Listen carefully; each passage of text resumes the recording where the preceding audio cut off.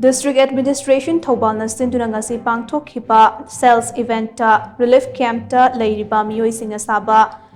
lupa lakh ama henbagi potlam sing yonba ngamkhre Thobal District ki DC office complex ta leiba counting hall da pangthokpa nomagi oiba sales event aduda tongan ba potlam sing mora laithi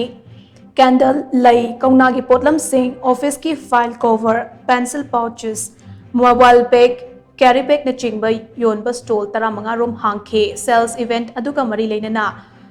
district asigi DC ahan them Subhas Singh IS na hai kumza lisingani kulhumdoi ki May 3 dake haurakhiba irang asina maram oiraga district asigi manungda hangliba relief camp 3 da More Churachandpur Napat Shugnu amate Sero na chingba mafam singdagi lakpa miyoi kayana changjafam loduna leiri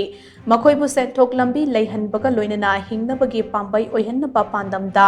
district administration Thobal na sinduna skill development ki training kaya piduna lakli training sing adugi mahai oina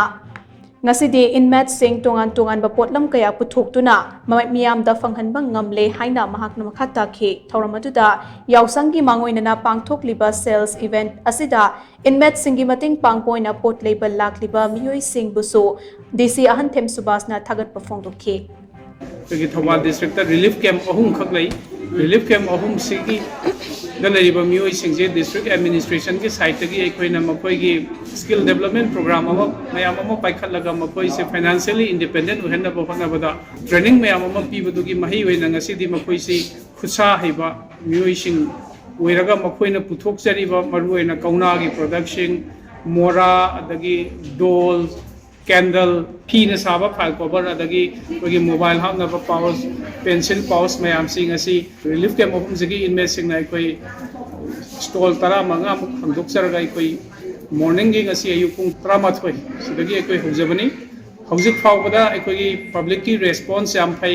hojik fawbada apun boina koi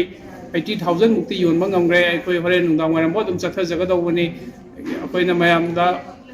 lupa la amagi mathakta koi ngasi pot sel to bong ngamjagani haibagi koi da thajaba lairi